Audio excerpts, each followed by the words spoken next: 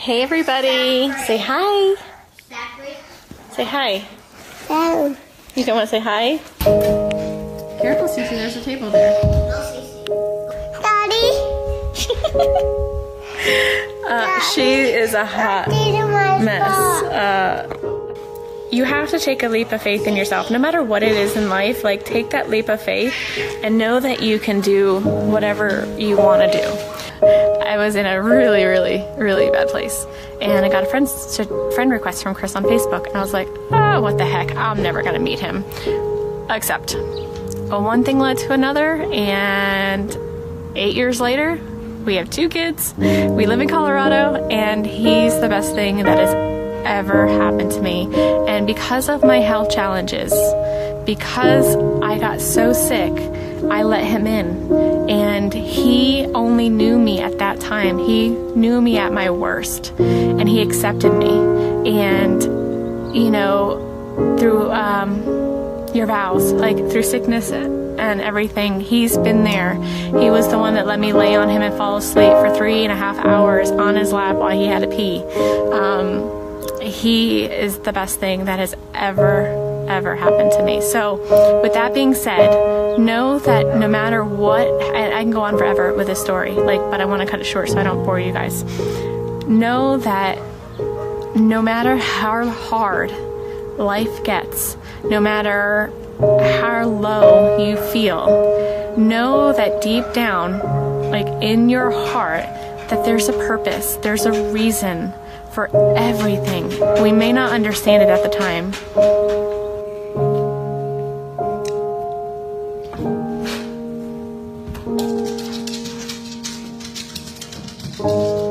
We did it again.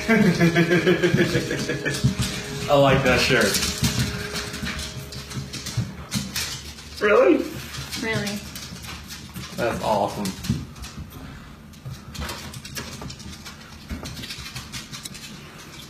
So pink means... That's just the test. I know. It just says the pink is going to be girls. I don't know. Just the test. That's awesome. My name's Nicole, and I'm calling because I'm concerned about a friend of mine. She's not answering the door. She's not responding to text messages, phone calls, and there's no movement in the house whatsoever. Hi. You're Nicole? Yes. Okay. So what's going on? So my friend, we were out of town for a business trip this weekend. Right. And I dropped her off at 2 o'clock this morning. She's 15 weeks pregnant. She wasn't feeling well. And she had a doctor's appointment this morning at 9, and I told her to let me know if she needed me to take her. She's got 2 little girls. And she was very distraught over the weekend, wasn't eating normally or drinking, and we kept trying to force it on her because she's pregnant. Her husband and her supposedly are separating, but she didn't know this. She thought they were just having issues. He disclosed that to me today. Because I called him and I was like, have you talked or heard from Shanann since she left for work this morning? Because I can't get a hold of her. I've called, I've texted. Her car's in the garage. Her shoes she wears every single day right in the front door. She only has one vehicle? No, they only have the one vehicle in his work truck. Okay, that's what I'm asking. There's not The girls and went on a play date, but they're 4 and 2. She went on a play date. Why wouldn't she take in a car? They're both in car seats.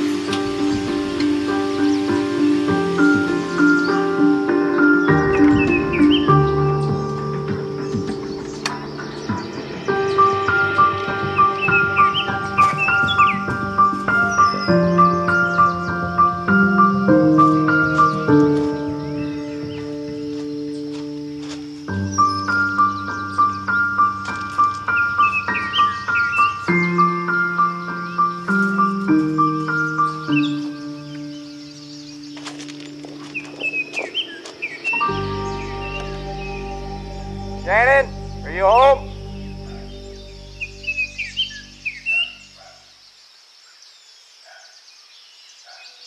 Police department, if anyone's inside, make yourself known.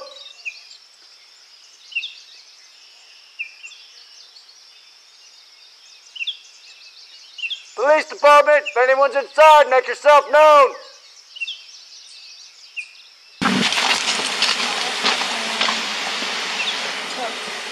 Is there a key code, Sandy, to open the garage from the outside?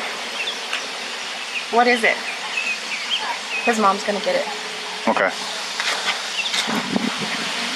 Hey, Chris, Officer Coonrod for the police department. Pretty good. So, do you have any idea where your wife is? Yeah, I mean, I don't see anything out of place. I'm not hearing kids. I'm not hearing anything. Yeah, and all of her stuff is here, and I set off the alarm by trying to open the garage forcefully, and that didn't work. So, and their alarm's one of the ones where it goes off and it feels like it's making your ears bleed. Mm-hmm.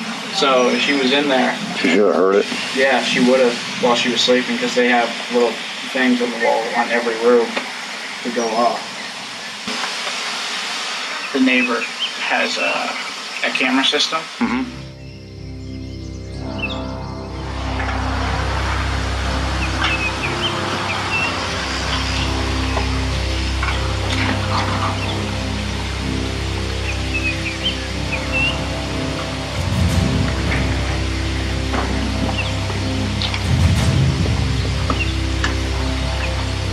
I'm here. Hang on. Yeah, keep me on the phone. Okay, get mad.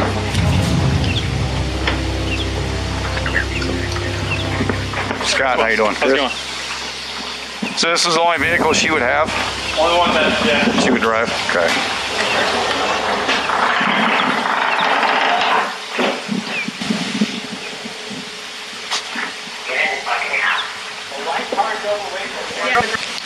We're checking the house for consent.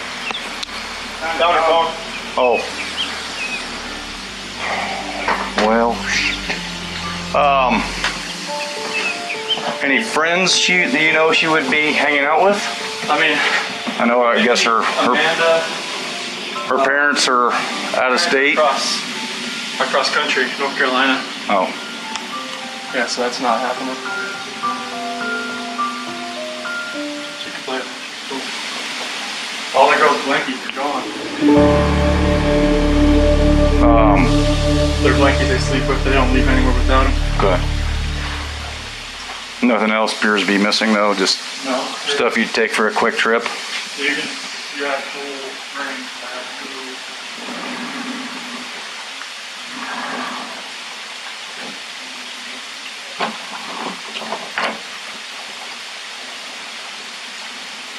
Her phone.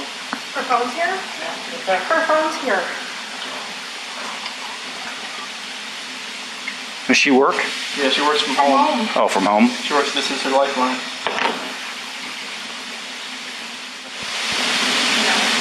You guys have any kind of issues, marital issues, or We're going through separation. you are? Did you guys file it yet or anything, or just talking about No, we're gonna sell the house and do a separation. it? How's that going?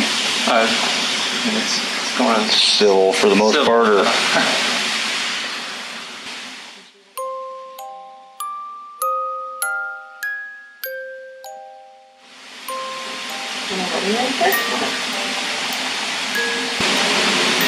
There was no note or anything by the wedding ring? No. It didn't look like she went through and packed up No, I mean, a bag or there's anything. this and all that in the bottom, so it'd be kind of hard to tell if she took a little bit, or I mean, it'd be easy to tell if she took a lot, but it's hard to tell if she took a little bit or not. Okay. Did she tell you anything about leaving, moving out? Not moving out. I mean, the last time I talked to her was this morning. She said she's gonna take the kids to a friend's house, and then she asked where she was gonna be. And then I've texted her today and never heard anything. But cars here. Right. Are here. Unless somebody came and picked her up. But the people that I know, nobody's heard from her, nobody's seen her. Right. Definitely an odd one. I don't know what I should do right now. Should I drive around like the normal route that she would be? Where does she normally go to? I mean, just like drive where like she would normally take the kids to school. People that I know that live down, people that live, Kristen lives down that way. I mean, that's the only routes I can know she really take. She go to their house frequently, or? And not much, but.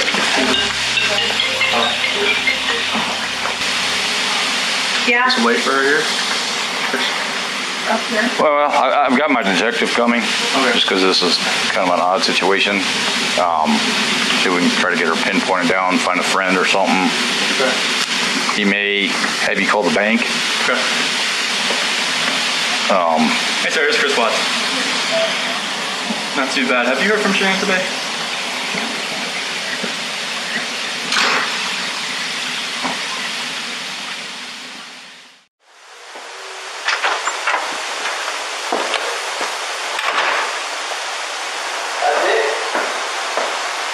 Nothing on there.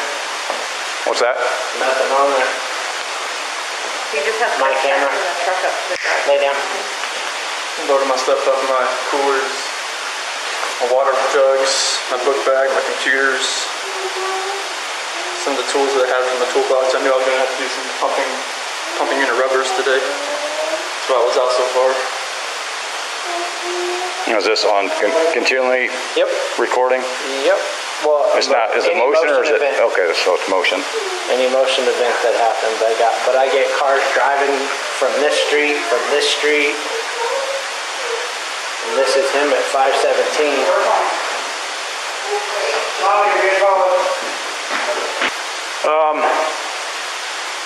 My detective just showed up, so he'll probably want to talk to you. He'd probably, like I said, he might have you call at the bank and see if there's any kind of activity. Because if there was any sort of action out there, His camera's I would have got it. Like Right. we had issues the other week when people were stealing stuff out of like garages and stuff like that, and I had parked my truck I had here. to park right here. Yeah. So someone, See if I could anything see where someone tried to jimmy with a flathead screwdriver over there, and it was just like. But if any action would have happened, any cars or anything left your house, I would If it would have been like right in that area, it should have picked. Oh, it'll pick up anything coming down the street this way. You know where that tree there too? Oh, yeah. Okay. All right, appreciate your time. Yeah, no problem. Thanks. Hopefully something comes up here.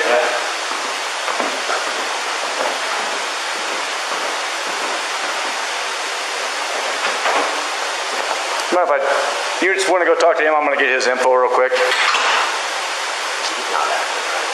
No. Shanann Watts and her two daughters, 3-year-old Celeste and 4-year-old Bella, vanished on Monday.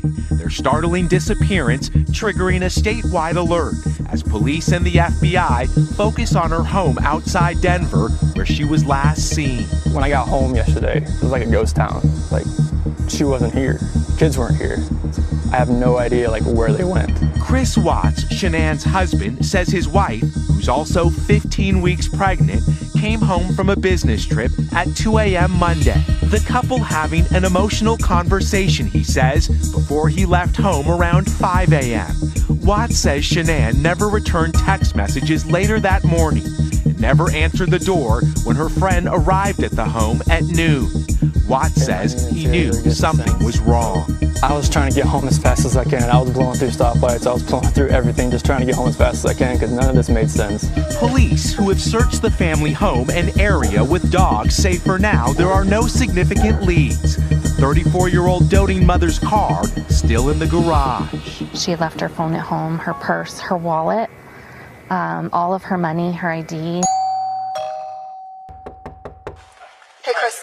So we need to have everybody step out of the house. Okay. Mostly because we don't want the dog to get confused with all the stuff Correct. that's So going on. you can leave that there. You can leave your camera there. I'll bring it Okay. outside. We just. I don't want to mess you guys up at all. Because my son has, Dispatch level 922. They moved in just before I did 5 years ago. In fact, before the children were even born. Okay. Yeah. How would you describe your relationship with them? Cordial. Cordial? Yeah. Okay. I saw the father. When did I see Dad?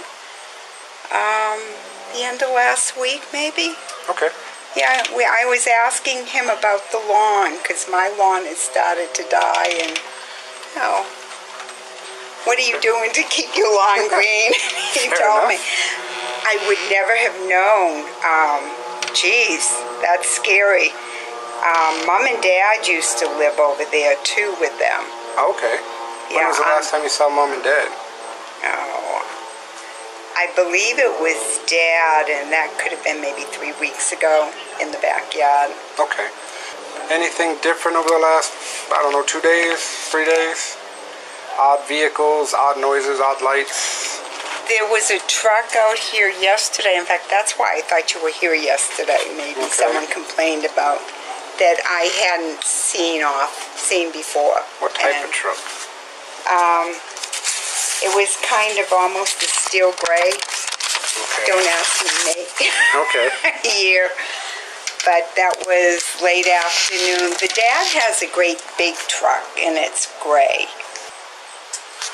But, this is This is unusual, very quiet neighborhood. Yes, this is very unusual. That's why we're got a lot of resources out here trying to find them and make sure they're okay. So, I mean, I didn't know she was pregnant again. I hardly ever see her.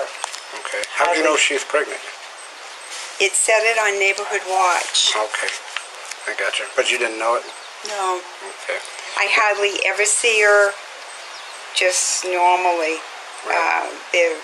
They keep very much to themselves. When you did see her, did you ever see her around her husband? Yeah. How were they? They would have barbecues. Yeah. Were they polite, friendly, or was she kind of quiet, reserved? Or what was? They both are very quiet, reserved, very quiet. Okay. When was the last neighbors. time you spoke to her? Oh my gosh. I don't think I've seen her all summer. Oh, really? Okay. Yeah. Gotcha. And kiddos, when was the last time you saw little kiddos? You're making me work my brain. I know, really digging deep in it. It could be 4 to 6 weeks since they've been out. They have all their little toys, but they don't go outside in the heat of the day. Gotcha. At least that's kind of what I notice, and they don't go outside unless an adult is there. Wonderful. I'm glad. I mean, yeah. They're too little to be out by themselves. Yeah, they are. What are they? 3 and 5, I think. Or 2 and 4, something like that. 3 and 4. 3 and 4. According to my pamphlet. Yeah. So. They're cute little things. Anything that I haven't asked that you think I should know, or just odd, or something you thought was weird? I wouldn't think anything is weird from over there because normally you hardly ever see anyone go in, come out. Now I saw his truck leave yesterday. Maybe it was this morning. I was leaving for the gym. His truck had the lights on, which is unusual for that morning. 5:15 in the morning. Only fools like me are up. So you don't usually see him leave at that time of day? And was that the gray truck, or what truck was that? That was his regular truck. It's a pretty big truck.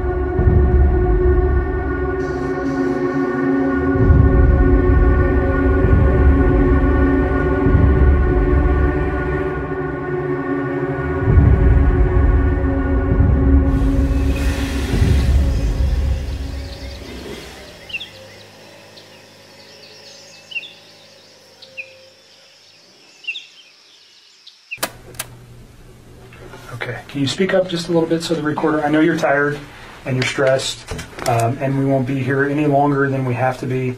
You've already had a conversation with people before. You came here on your own free will to talk to us. We picked you up at your request and brought you here. You can get up and leave at any time. You don't have to talk to us. If there's a question you don't want to answer, don't answer it. If you don't want to talk anymore, just tell me I want to leave. And I'm kind of in the way of the door, but you're not being interrogated as a criminal suspect. We're here to understand your relationship with Chris and what you know about Chris and his family and events relating to Chris Watts. Okay, so let's just start with like a timeline of your getting to know Chris, how you guys met, where you met, all those things. Let's just run. And I'm not going to ask you specific questions unless I think it's necessary. I'll let you just tell me your story. think it's a little bit easier that way. So I just want to know how you met him, where you met him, how long you guys were dating.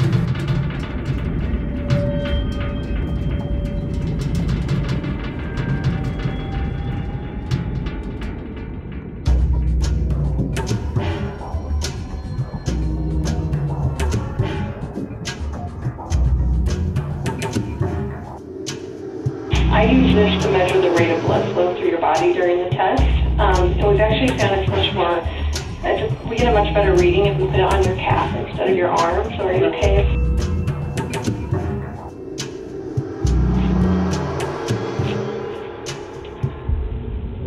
Did you know we use these? Okay. And I use these. Right.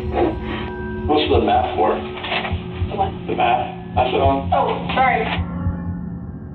So that's a motion sensor, Matt. What that does is obviously detect motion and movement in your body. So that's how important it will be that you remain completely still during the testing. If you move your little toe, I mean, as you know, with lifting weights and stuff, everything happens from your core. You move your little toe, obviously it's going to register on my CPAP. So it's very, very sensitive. So that's how important it's going to be that you remain completely still. So this is what we call a directed lie practice test, okay? And I'm going to move my chair over here. So obviously a directed lie practice test kind of gives you an indication that I probably want you to lie on the practice test, right? I don't want you to lie yet. I will tell you at that point that I want you to lie, okay? How many numbers do you see on this piece of paper? 4. Which one's missing? 3. I want you to write the number 3 on the line where it's missing, okay? Okay. And you can use your right or your left hand. Are you right-handed or Yeah. left-handed? Right-handed. Okay. I'll just... That's pretty good. Okay. My time. So this is the directed lie practice test. So what that means is I'm going to ask you if you wrote every single number on this piece of paper. Okay? Okay. I want you to be truthful to all the numbers, but I want you to lie when I ask you if you wrote the number 3. Because you really did write the number 3, but I want you to say no, that you did not. I want you to lie to me, okay? Okay, so during the testing, I'm going to leave this right here. You need to look in the area of this clipboard. You can't look side to side, up, down, wherever Chris wants to look. You don't have to fixate on the number 3, but you're going to be looking basically in this general area right here, okay?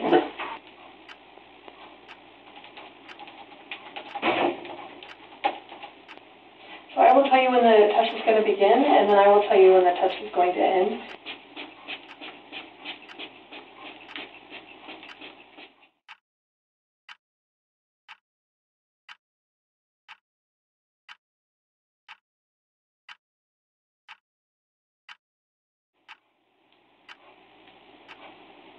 The test is about to begin. Please remain still.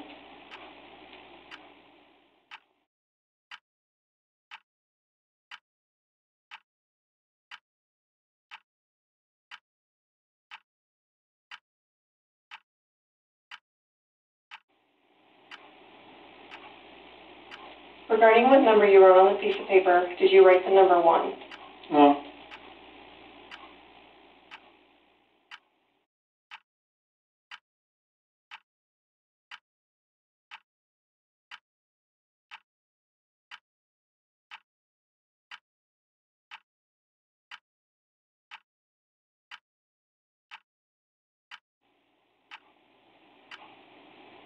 Did you write the number 2? No.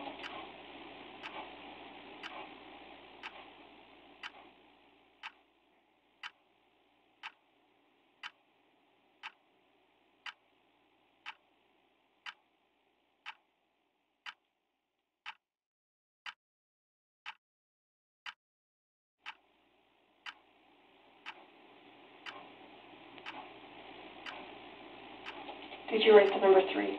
No.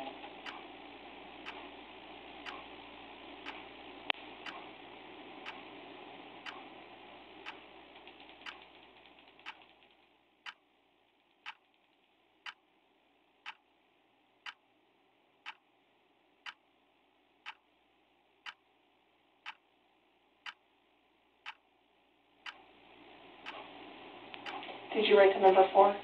No.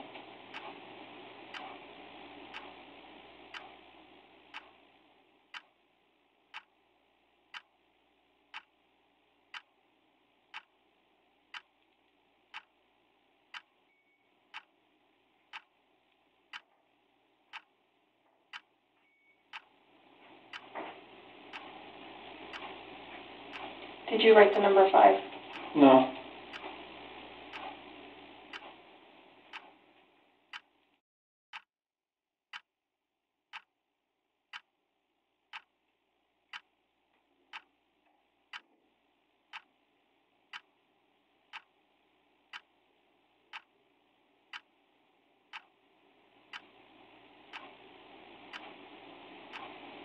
This portion of the test is complete. Please remain still while I take the instrument out of operation.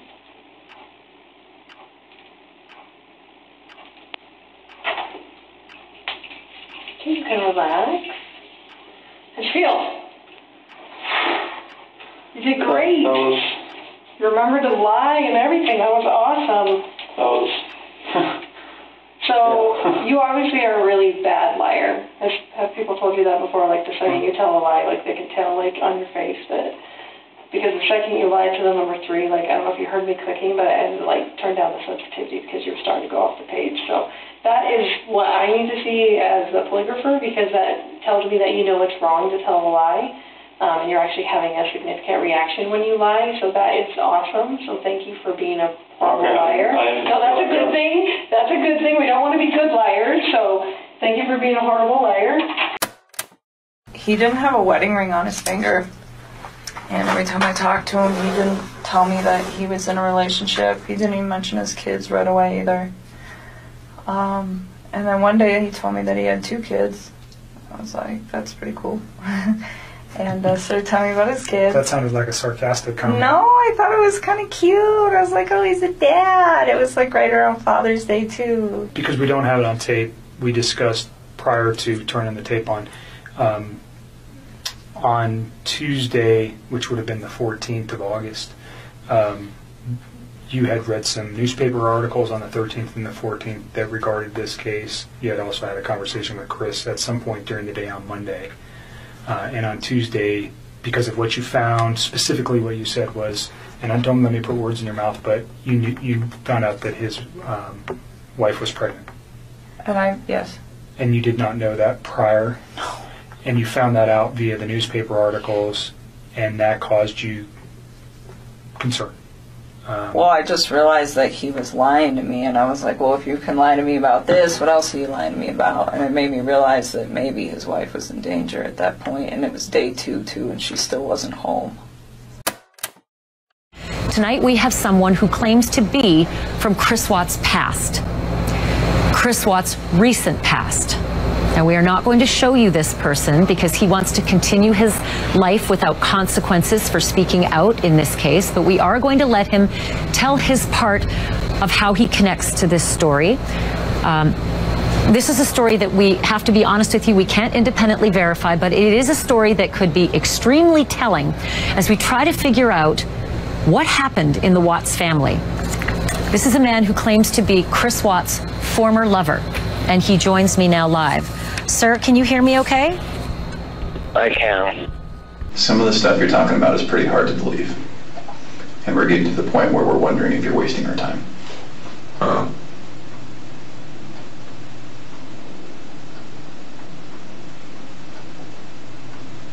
I mean, is there a question? Or, I mean, I don't know how you want me to respond to that. I don't know what else you want me to... These are the challenges that we have, right? You told us that you watched the video over and over, okay? So we know that you're aware of everything that's out there. And all you've talked about are things that anyone else knows. You haven't brought forth any information. You're having sex with a guy in his car and you don't know anything about him other than what the public knows about him, okay? You took $60 from him. You were self-admitted booty call. And so now we're wondering if you're a hooker who maybe blew a guy who was a murderer and maybe feels guilty about it, or maybe feels like you're going to get in trouble about it. I don't know what's going on with you, but I don't know why you're here tonight. No, I'm not a hooker.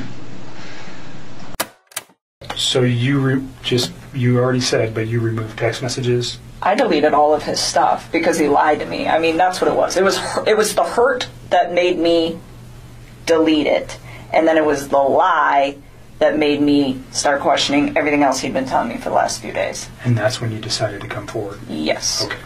So just for context, yes. When people delete stuff off phones, usually we go, No, hold on a second. no. It And wasn't that's why I wanted- malicious at right. all. It Yeah, no, I'm wasn't not saying it's malicious at all. He lied to me. It just hurt. Like, I had never felt like he'd ever lied to me before. And it was a big lie. I mean, telling somebody that you're in the midst of a divorce and then you have a wife that has a 15-week-old baby on the way is a huge, huge thing. And I was very taken back. And it was hurt. And so at that point, I deleted it. I had a few more quick things to say to him, and then I just got rid of him. That's literally what I did. I just cut him out of my life. It would have honestly been like a bad breakup kind of thing. Like, if none of this other stuff would have happened, that's what it would have been. That would have been the end of it. The information was not destroyed because there was anything in there that would be harmful to you or potentially to Chris at this point, but harmful to you in particular. That's not what you did. No. You did it out of, excuse my language, this guy's an asshole, so I'm getting rid of him, and I'm getting this stuff off my phone. That was like me kicking him out of my life. Okay. And then, like I said, and then realizing that he lied, that was when I was like, okay, maybe his family is in danger, and they're not coming back, and they're not staying with a friend. Okay, can you let me know when you're ready to begin? During this part of the test, I want you to focus on the back of the chair, okay? Not looking up, down, side to side, anything like that. I want you to Was I doing that? Nope, you did great. But obviously the clipboard is gone now, so your area of focus is going to be like in this area, okay? Okay.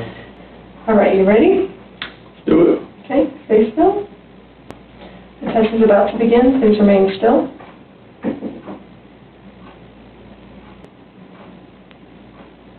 Regarding Shanann's disappearance, do you intend to answer all of the questions truthfully? Yes. Is your first name Christopher? Yes.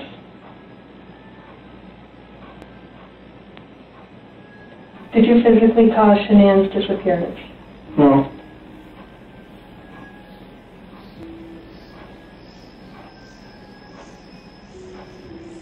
Were you born in 1985? Yes.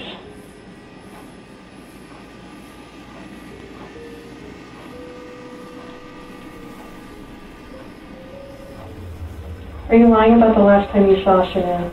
No.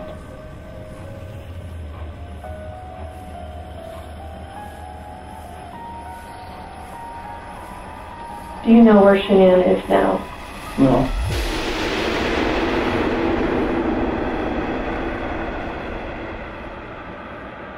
This portion of the test is complete. Please remain still while I take the instrument out of operation.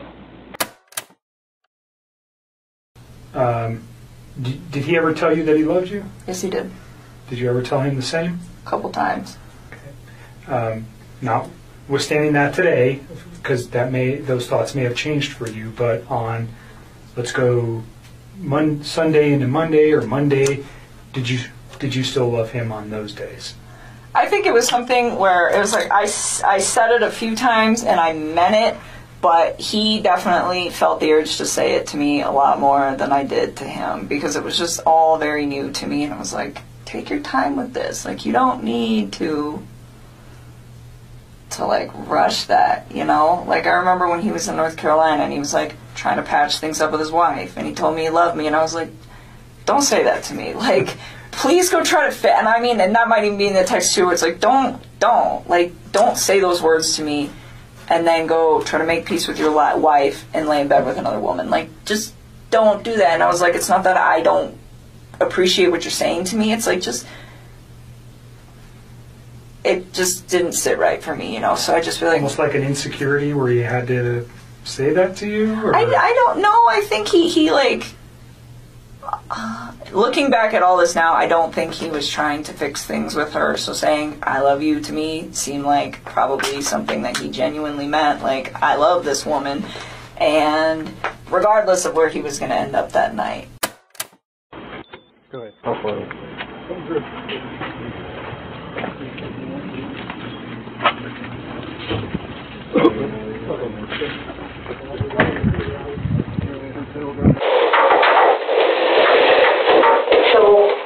It is completely clear that you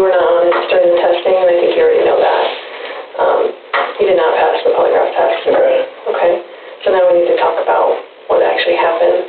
And I feel like you're probably ready to do that. I didn't lie to you on that polygraph, I promise. Chris, I know. Stop. It's time. Just stop for a minute. Take a deep breath. I want you to take a deep breath right now.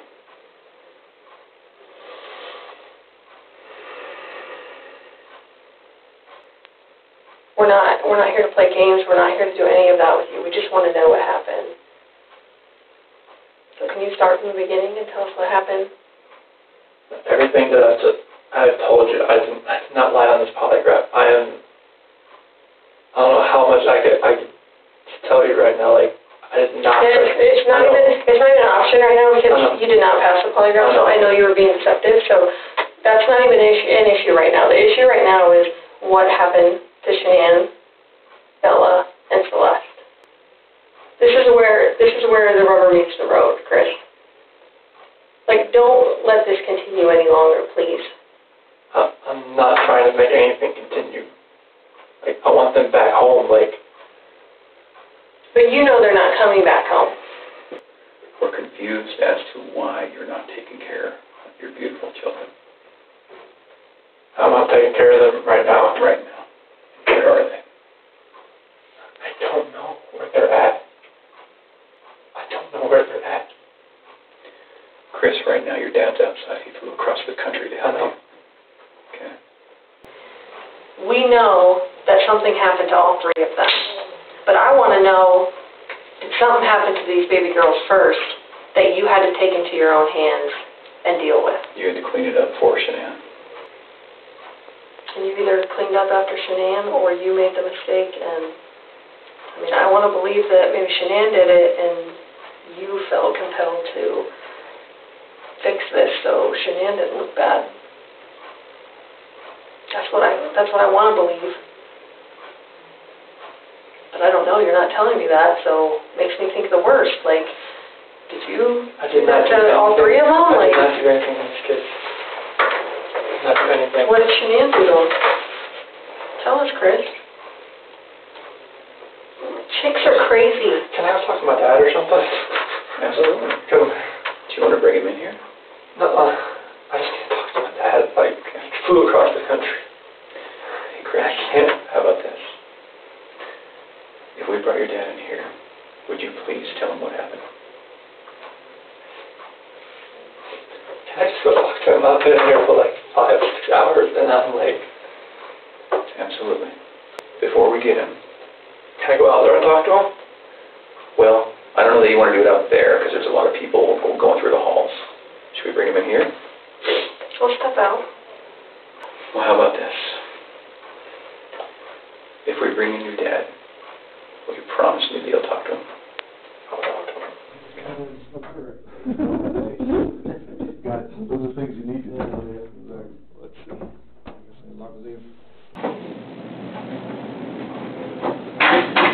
Hey, Chris, we're going to let you have however much time you need, okay? Okay. Anybody was in there or no? Yes. Okay. What's going on with anything, or? I mean, it's polygraph. Failed it. Is there any reason why they shouldn't? They know I had an affair. And they know. I can't complain about that. Is there anything else you want to tell me? What's going on, or what happened, or anything? Or you know anything about? I don't want to protect her. What? I don't want to protect her. You don't want to protect her? She hurt him? Yeah. And What now? I doubt not her. You hurt her. So she killed Lucy C. and Bella, choked her to death.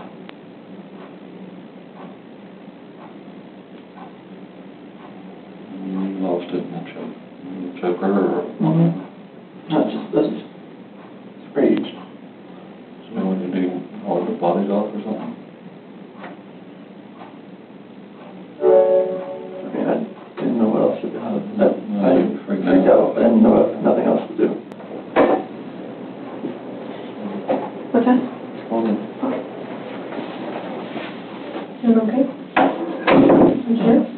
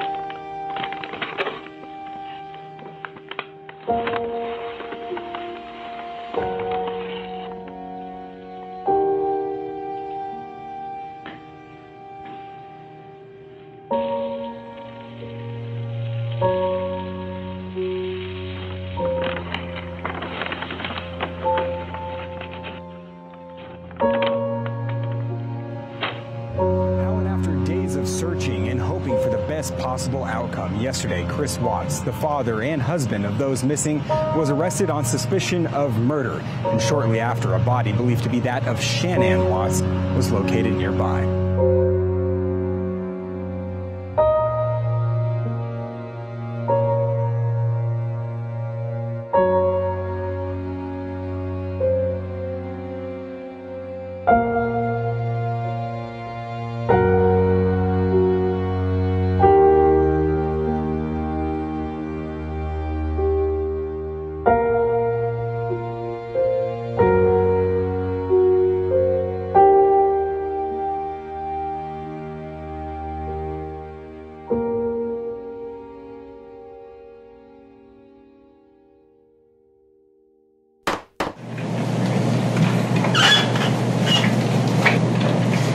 So what I would like to do is explain the procedures that we're going to use regarding the sentencing hearing. Let me first say that I realize that the sentencing hearing is emotional for many of us. And I expect that your behavior in the courtroom, both in this courtroom and the overflow courtroom, is appropriate. If the court determines that your demeanor, behavior while in the courtroom during the hearing is not appropriate, I have advised the deputies that I will be asking you to be escorted out of the courtroom. So please be mindful of your demeanor during the sentencing hearing. So these are the procedures that we are going to use for the sentencing hearing. First, the prosecution will have an opportunity to present evidence. Once the prosecution finishes, the defense will have an opportunity to present evidence. Then, if there are any victims under the Victims' Rights Act, including Cindy and Ronnie Watts, that have not been called by the prosecution or the defense, or any other defined victims under the Victims' Rights Act, they will have an opportunity to make a statement to the court as it relates to their rights under the Victims' Rights Act.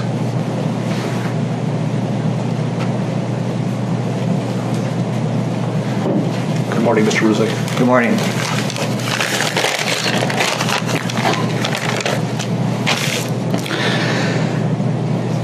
I'd like to say to the courts that Shanann, Bella, and Nico are loving, caring people. They love life. They love being around people who love them. They always had good times. This is the first time they went to the beach this year, and they loved it. But God only knows what happened that night. Life will never be the same without Shanann, Bella, and Celeste and Nico. Had all their lives to live.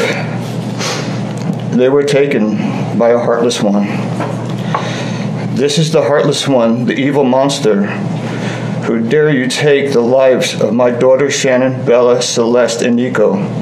I trusted you to take care of them, not kill them. And they also trusted you. The heartless monster, and then you take them out like trash. You disgust me. They were loving and caring people. You may have taken their bodies from me, but you will never take the love they had for me. They loved us more than you will ever know, because you don't know what love is, because if you did, you would not have killed them. You monster, thought you would get away with this. I don't know how. The cameras do not lie. You carry them out like trash of the house.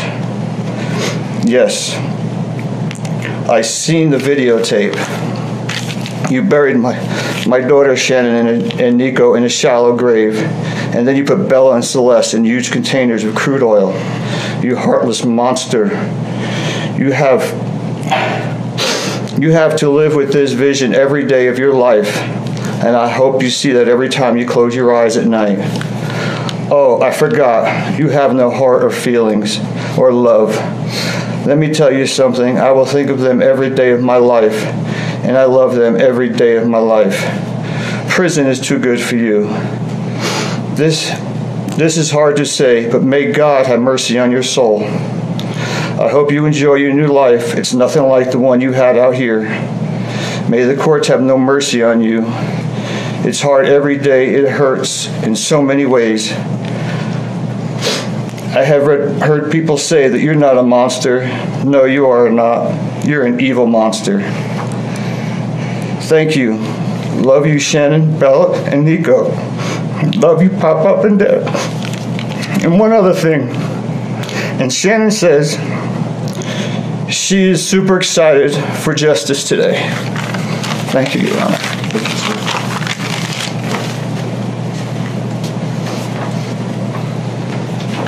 Your Honor, Frankie Brusick Jr., he has asked me to read his statement for him, but he would like to stand with me if that's okay. Of course. You went from being my brother, my sister's protector, one of the most loved people in my family, to someone I will spend the rest of my life trying to understand.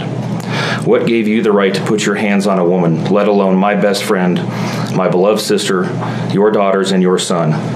Why weren't they enough for you? In the blink of an eye, you took away my whole world, the people that mattered to me the most. Everything in my life I loved, your children. They trusted you. They loved you. They looked up to you because you promised to keep them safe. Instead, you turned on your family. My blood is boiling as I write these last words because they are the last you will ever hear from me. I can't even think of the right words to describe the betrayal and the hate I feel. And to be honest, you aren't even worth the time and effort it takes to put my pen to this paper. There isn't a day that goes by that I don't cry for my family. They were my whole world. All I do is ask myself why. Why would you do this? You don't deserve to be called a man. What kind of person slaughters the people that love them the most? Did you really think you would get away with this? Did you really think that this was your best option, to throw away your family like they were garbage? They deserve better, and you know it. I hope you spend the rest of your life staring at the ceiling every night, being haunted by what you've done. None of us deserved this. Hearing my mother and father cry themselves to sleep in this hotel room causes me anguish that is beyond words. I can't describe how this feels, how badly my heart is breaking for my poor parents. We trusted you. You have taken away my family from this earth, but you can never take them from my heart. You took away my privilege of being an uncle to the most precious little girls I've ever known. I will never hear the words Uncle Frankie again, but you will never be called Dad again either. You'll never be able to put your hands on another woman, let alone my best friend, my beloved sister, and your son. I just can't comprehend how they weren't enough for you. Shanann, Bella, and Cece loved you more than anyone. You were their hero. How could you destroy the people who loved them the most? I pray that you never have a moment's peace or a good night's rest in the cage you'll spend every day of your life in. A cage you are privileged to live in because my family isn't evil like you. We begged the district attorney to spare your life because despite everything, we believe that no one has the right to take the life of another, even someone like you. I feel sorry for your family. I know the pain that they must feel knowing that they can't hug you, because that's how my mother, father, and I feel every time we cry for our family. Nothing hurts more than watching or hearing my family weep for their loved ones. I just wish that I could tell that you would tell the truth, but I know that that is asking for more than you are capable of. I stayed up all night writing this statement. I don't sleep because of you. My life will never be the same because of you, but at least my conscience is clear. I get to live free, but I can't say the same for you. I haven't slept in 2 days because I've been anxiously waiting for this moment, the moment I get to tell you how I feel, how this has affected my family and I. My family and I can finally grieve after today. If anything, we will come out of this stronger today than we were before, and we will continue to pray for your family. Sincerely, Frankie Rusick. My name is Sandra Rusak, Shannon's mother. I wanted to say thank you for this moment. I want to take a moment to thank everyone who has prayed for our beloved family, who had sent gifts, cards to us from all over the world. I know God will put the evil people where they need to be. I also want to take the time to thank the town of Frederick, Greeley, FBI, the DA's office, the CBI for exceptional work. We thank Nicole Atkinson, Shannon's neighbor Nathan, and his family. To me, they're our heroes. They really are. God bless. God makes no mistakes on who he puts in your life. Marriage is about love, trust, and friendship and unity. We marry for sickness and health, to death do us part. Our daughter Shannon loved you with all of her heart. Your children loved you to the moon and back. Shannon's family was her world. Shannon put a crown on your head. But unfortunately, the day that you took their life, God removed that crown. We loved you like a son. We trusted you. Your faithful wife trusted you. Your children adored you, and they also trusted you. Your daughter Bella Marie sang a song proudly. I don't know if you got to see it, but it was Daddy, You're My Hero. I have no idea who gave you the right to take their lives.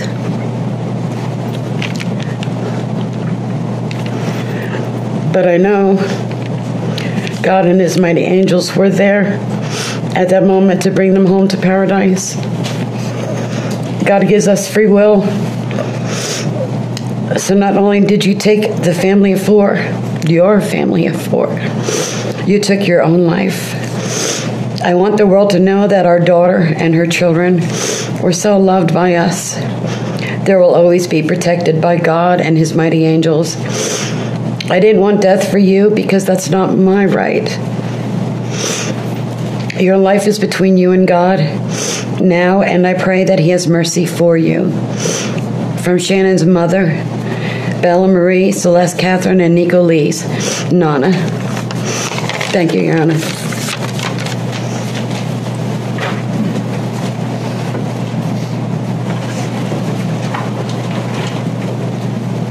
Your Honor, that's all the witnesses that I had intended on calling, and I know that the court addressed this during the procedural posture. I am aware that Mr. and Mrs. Watts would also like to address the court. I would certainly invite the court, if you want, at this point, to call upon them, or we can certainly do it after any evidence that the defense has as well.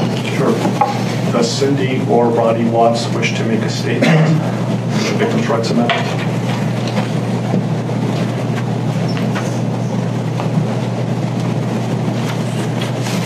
Ms. Towers. Good morning, Your Honor. And can have you folks introduce yourself for the record. I'm Cindy Watts. Rhonda Watts. I have authorized you to make a statement to the court as paternal grandparents of the children. And if you choose not to make a statement, but your designee, Ms. Powers, chooses to, she can do so as well. How would you like to proceed Can today? I read that? Yeah, do you want me to start? I want you to start, but I would like to read Who's that. going to be speaking today? Your Honor, initially, they've asked me, and they're hoping that they have the strength to speak, but if they do not, they've written out their statements and asked me to finish for them. So That would be fine. Who would like to go first? if I could start, Your Honor. On behalf of the Watts, Your Honor, and to the community, we thank you for the opportunity and the recognition under the Victim Bill of Rights. We come today as the grandparents and the parent of the daughter and children whose life was taken in this case. We are not here to ask for leniency. we are not in any way condoning or tolerating the crime that has occurred and the pain that has been caused. We join in our daughter-in-law and grandchildren's family in saying this should never have happened. This is not condonable. This is something that we will never get over. We appreciate the consideration that everyone has paid, most especially the families that have lost everyone. We appreciate that they begged for Christopher's life. We agree and echo what they have said, that it is not his place to take anyone's life, nor would it be our place as a community to take his life. So we thank you for the opportunity and for every consideration and effort that's been put out. The prosecution in this case has in fact respected the Victim Bill of Rights. They took the time to explain that the information that my clients had at the time that they were interviewed was not correct. They were misinformed. They were searching for answers. They were not intending to cause any pain to anyone, and they appreciate that the prosecution answered their questions and gave them the time and the respect and the consideration so that they could tell this court and everyone in this community that the interview content was not their message, that they accept that their son has done this, that they accept that he chose to plead guilty, that he sought and requested their consent and agreement for a life sentence. They appreciate that he is given the opportunity to serve that life sentence. It is his responsibility, it is his sentence, and it is not enough to make up for what has done. We understand and we join the family in that we have questions. We don't know how such a thing could possibly happen, or that a man that was responsible for raising his children and protecting his wife would take the steps that he did, and that he would disregard their bodies and the love that he had for them and they had for him and everyone else, and take the gestures and put this community through the investigation and the discovery and the responsibility of bringing justice. We do not understand that. We do not think it was appropriate. We cannot begin to think that an explanation will ever justify it. My clients indicate that they understand that a full opportunity for a confession with all of the responsibility and accountability has not occurred.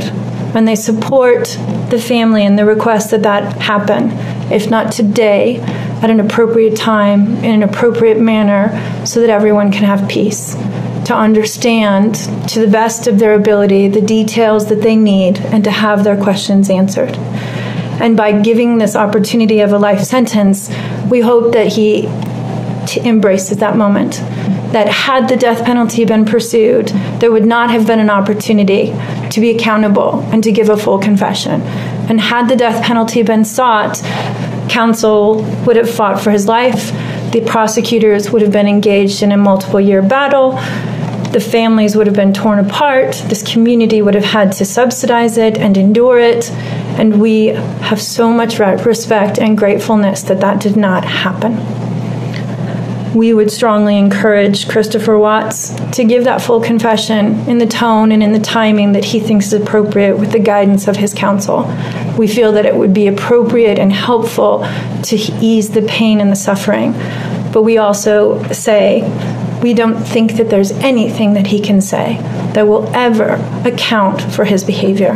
There's nothing that can be done to cure the harm he has caused. And he has the responsibility to serve his sentence with dignity and with regard for everyone, and to spend every breath that he has left in an atonement for what he has done. Do you want to read it? Yes.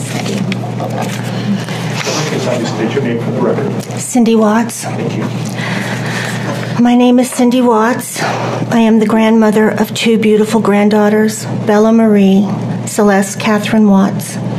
I am also the mother of Christopher Watts, who I will be directing most of my statement to. First, I'd like to begin by recognizing the absolute horror of this crime and acknowledging the devastating loss that both the Rusek family as well as our family have faced. Our families have been irreparably broken by the needless deaths of Shanann, Bella, Cece, and Nico. This is something we will never get over. We will always mourn the loss of our family, and in that, we are united in our grief. I am still struggling to understand how and why this tragedy occurred. I may never be able to understand and accept it, but I pray for peace and healing for all of us. Now to my son, Christopher. I have known you since the day you were born into this world. I have watched you grow from a quiet and sweet, curious child who Bella reminded me so much of, to a young man who worked hard in sports and later mechanics to achieve your goals. You are a good friend, brother, father, and son. We have loved you from the beginning, and we still love you now. This might be hard for some to understand, how I can sit here under these circumstances and tell you, although we are heartbroken, although we can't imagine what could have led us to this day, but we love you. Maybe you can't believe it either. As the Lord said in Jeremiah 3:31, I have loved you with an everlasting love. Therefore, I have continued my faithfulness to you. And you, as your mother, Chris, I have always loved you, and I still do. I hate what has happened. Your father and sister and I are struggling to understand why.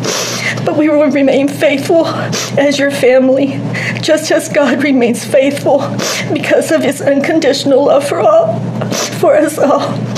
We love you. And we forgive you, son.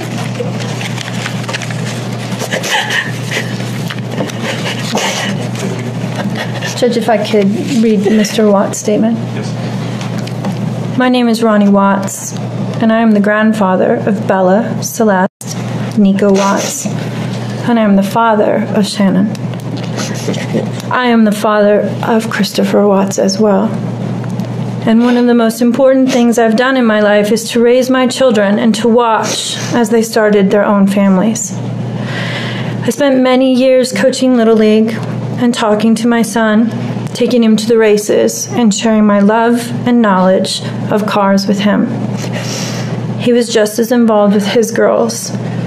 I believe he loves his girls. I know he does. This tragedy has impacted my family in so many ways. Beyond losing my precious grandchildren, our beloved daughter-in-law, we are forced to question everything. We still don't have all the answers, and I hope one day, Christopher, you can help us. Chris, I want to talk to you as a father and son.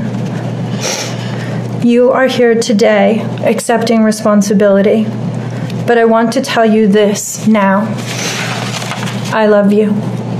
Nothing will ever change that, and I want you to find peace, and today is your first step. The Bible says if we confess our sins, God is faithful and just and will forgive us. Chris, I forgive you, and your sister forgives you, and we will never abandon you, and we love you. Dad. Judge, thank you for the opportunity to address the court.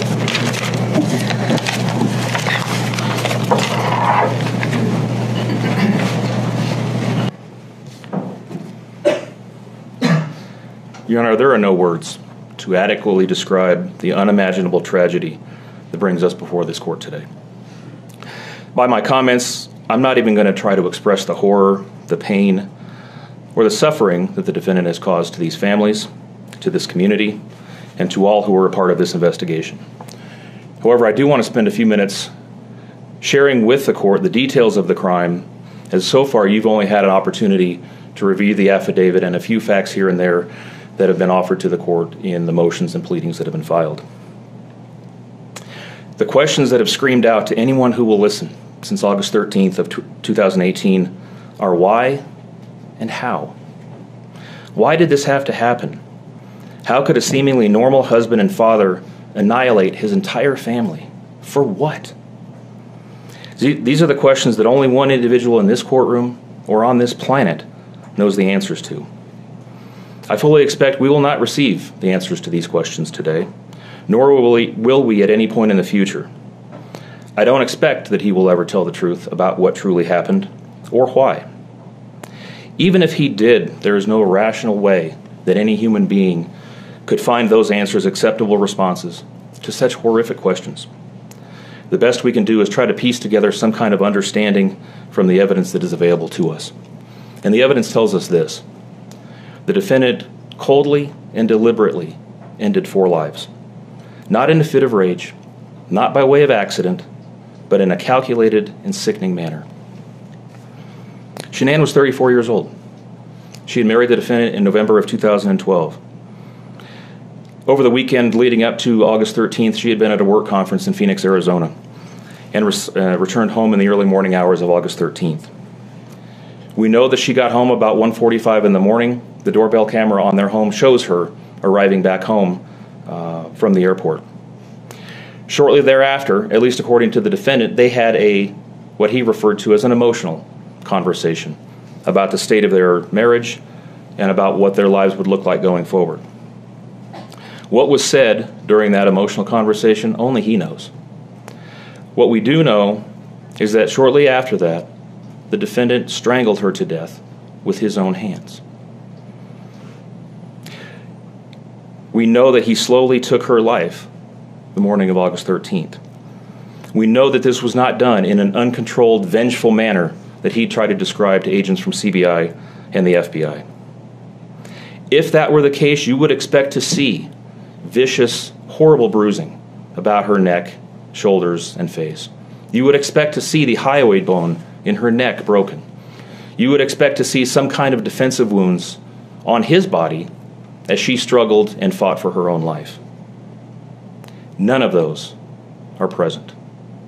The only injuries that were on Shanann's body were one set of finger or bruising, what appeared to be fingernail or finger mark bruising to the right side of her neck.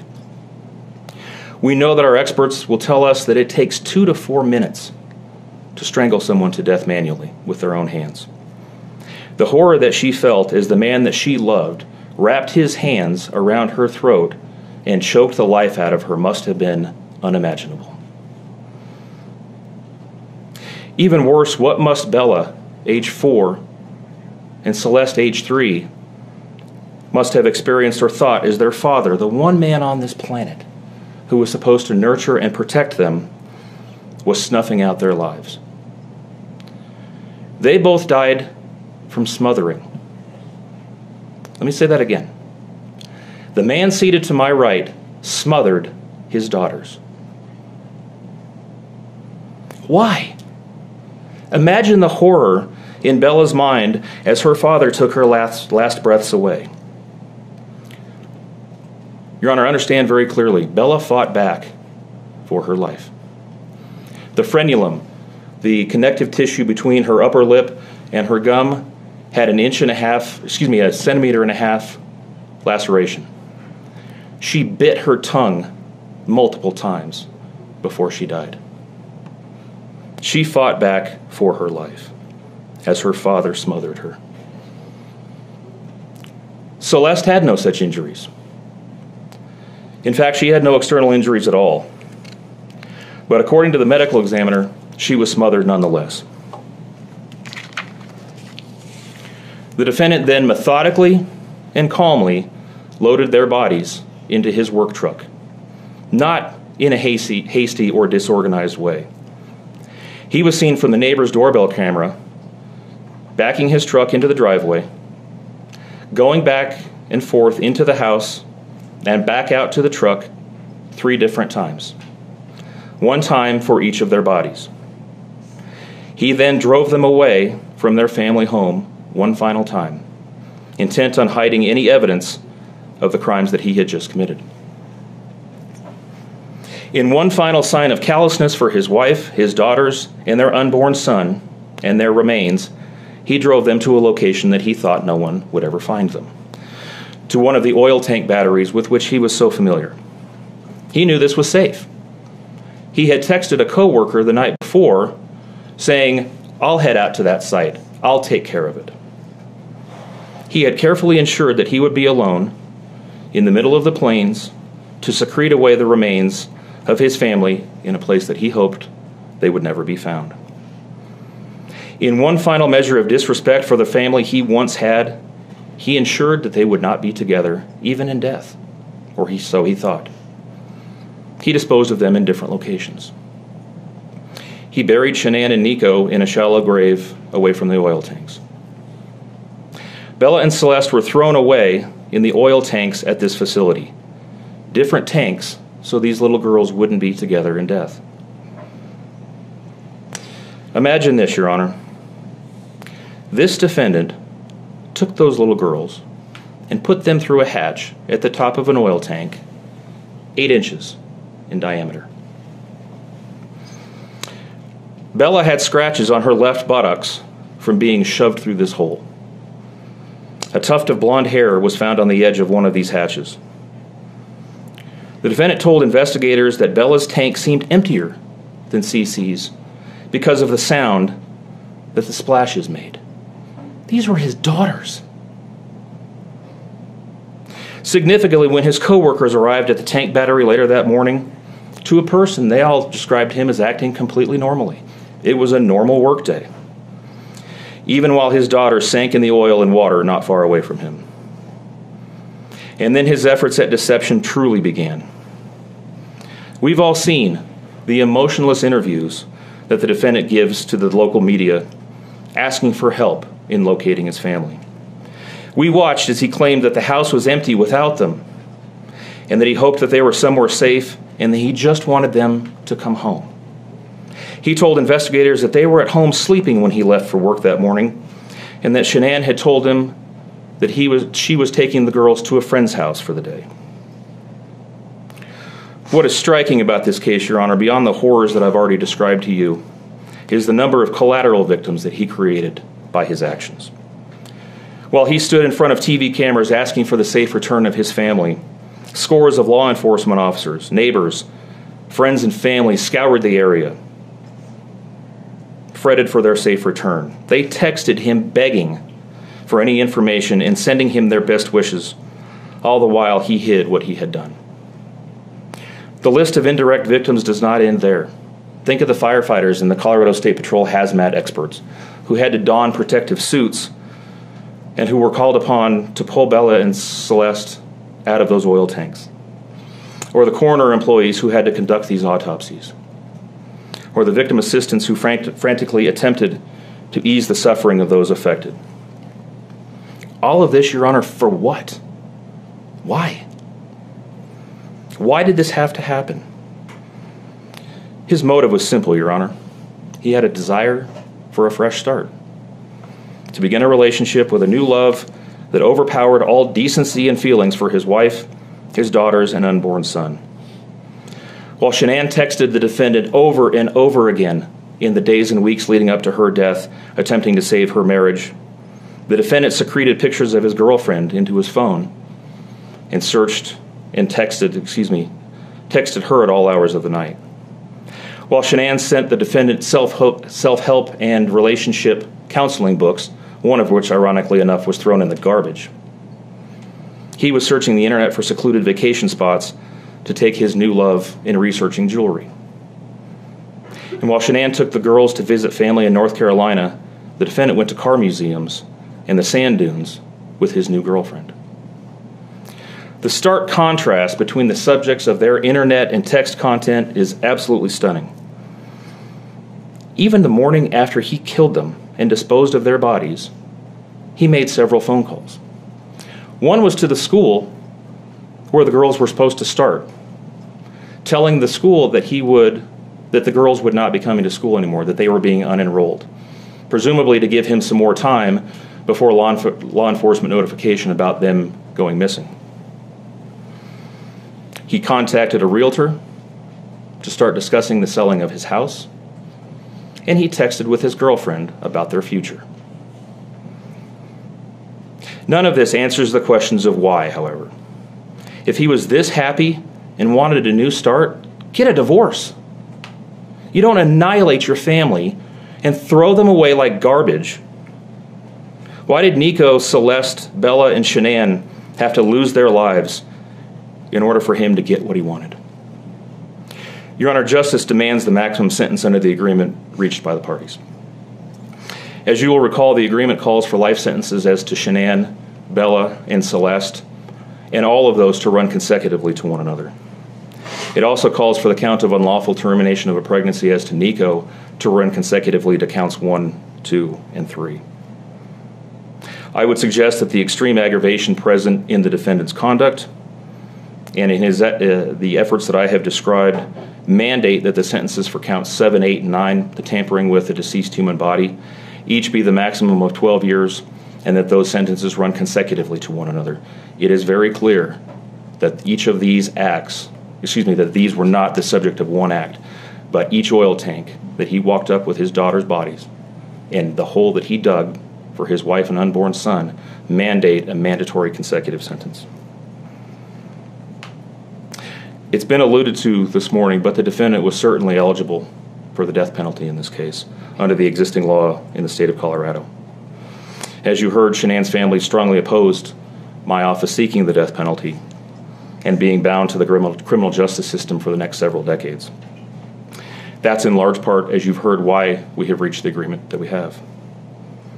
4 lives were lost at the hands of the defendant on August 13th for reasons that we will never fully understand, nor will we know. In the end, the Rusick family was much more merciful towards him than he was towards his wife, his daughters, and his unborn son. Prison for the remainder of his life is exactly where he belongs for murdering his entire family.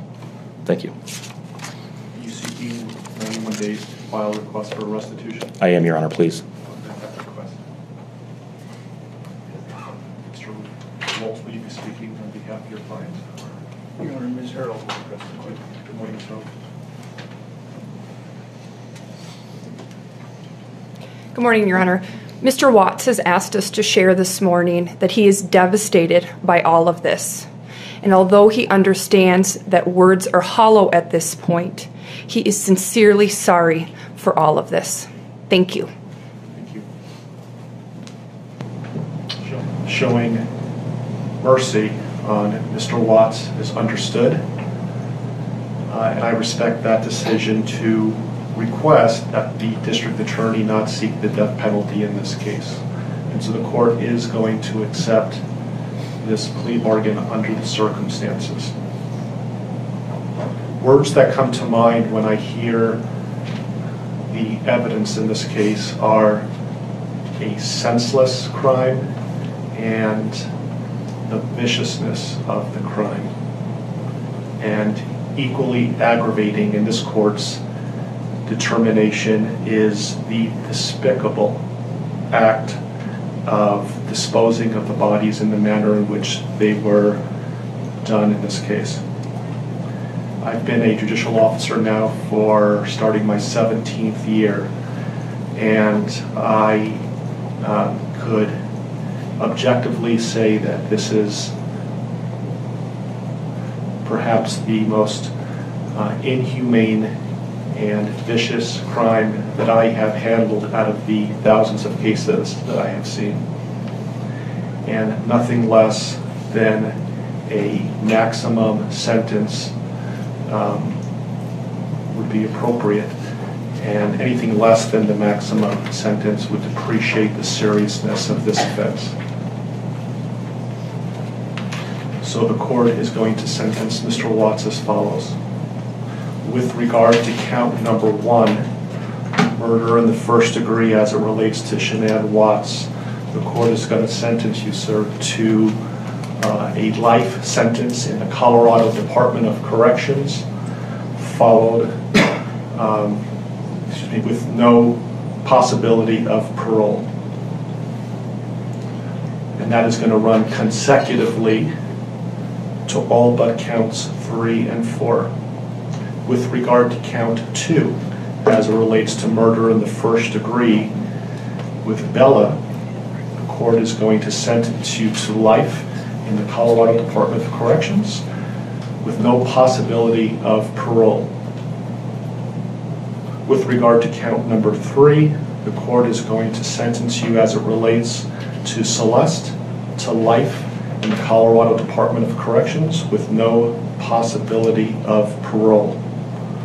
With regard to counts 4 and 5 relating to Bella and Celeste as a different theory of first-degree murder, the court is going to sentence you to life in the Colorado Department of Corrections, and legally those sentences must run concurrently as a different theory of first-degree murder.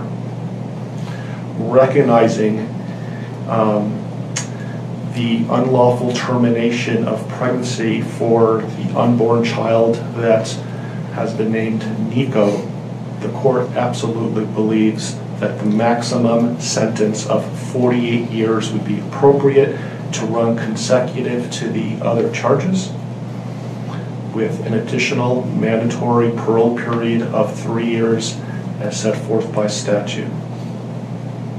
With regard to count number 7, as it relates to tampering with a deceased body, as well as counts 8 and 9, each a class 3 felony, the court is going to impose a maximum sentence of 12 years each for those counts to run consecutively to the other counts.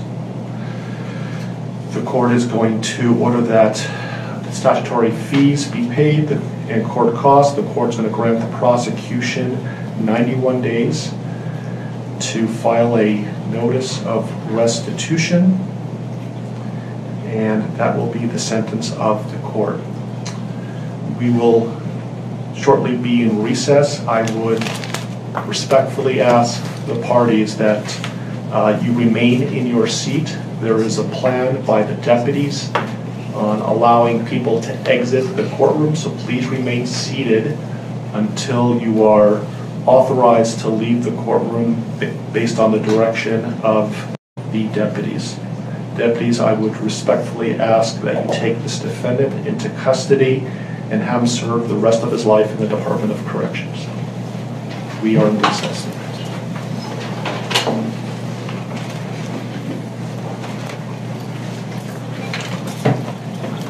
Please rise. Chris. Come here. Come here. Chris. I don't want a video of you. Marie shoots across the scene as I leave. And gymnastics you want to do too? And dance? So we're going to work. That Bella, is that Santa Claus? Oh!